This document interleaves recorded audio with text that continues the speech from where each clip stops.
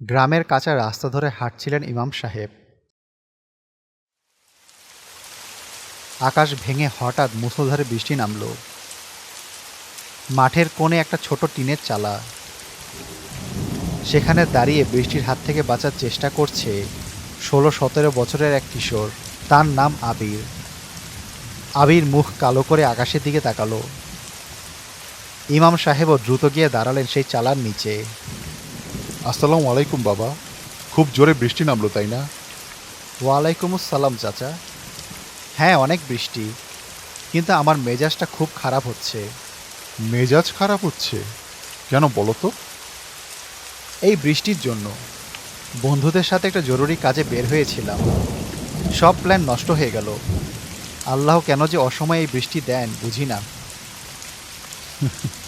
রাসূলুল্লাহ সাল্লাল্লাহু আলাইহি ওয়াসাল্লাম কিন্তু বৃষ্টি দেখে কখনো বিরক্ত হতেন না বাবা। তাই তিনি কি করতেন? তিনি বৃষ্টি দেখলে খুশি হতেন, আল্লাহর বিশেষ রহমত মনে করতেন। অনেক সময় বৃষ্টির পানি গায়ে লাগাতেন আর বলতেন, এইগুলো এই মাত্র তার রবের কাছ থেকে এসেছে। অর্থাৎ বৃষ্টি সরাসরি আল্লাহর পক্ষ থেকে আসা এক তাজা নিয়ামত।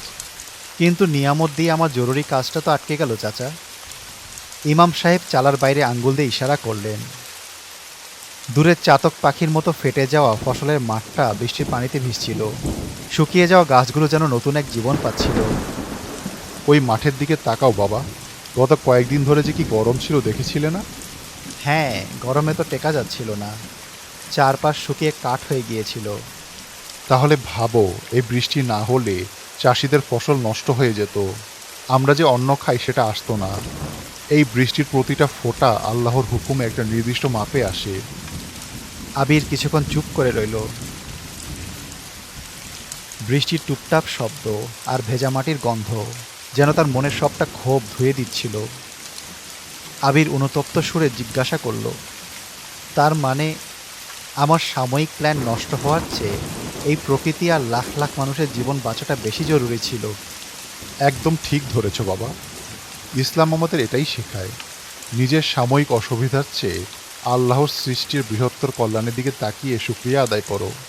আর জানো, এই বৃষ্টির সময়টা কিন্তু দারুণ একটা সুযোগ। কিসের সুযোগ চাচা? বৃষ্টি পড়ার সময় মন থেকে কিছু চাইলে আল্লাহ তাআলা তা কবুল করেন। রাসূলুল্লাহ সাল্লাল্লাহু আলাইহি ওয়াসাল্লাম বলেছেন, দুটি সময়ের দোয়া আল্লাহ রাব্বুল আলামিন ফিরিয়ে দেন না। একটি হলো আজানের সময় এবং অন্যটি হলো বৃষ্টির সময়। তাই ক্ষোভ প্রকাশ না করে এই বরকতের মুহূর্তে আল্লাহর কাছে চেয়ে নাও যা দরকার। হে আল্লাহ, না বুঝে ভুল কথা বলে ফেলেছি, আমায় ক্ষমা করো। এই বৃষ্টির জন্য তোমার শুকরিয়া। আমার কাজটায় তুমি বরকত দিও। কি, মনের মেঘ কেটেছে? হ্যাঁ, একদম পরিষ্কার চাচা। এখন থেকে বৃষ্টি নামলে আর বিরক্তি নয়, বরং আল্লাহর রহমতের শুকরিয়া জানাবো আর দোয়া করব। আকাশের মেঘ একটু হালকা হয়ে এলো, বৃষ্টির বেগও কমে এসেছে। ইমাম সাহেব বললেন, বৃষ্টি কমে এসেছে, চলো এবার যার যার গন্তব্যে যাওয়া যাক। চলেন চাচা। ইমাম সাহেব আবিরের সাথে হাসি মুখে আবার হাঁটা শুরু করলেন। প্রকৃতির বুক চিরে তখন এক অদ্ভুত প্রশান্তি নেমে এসেছে।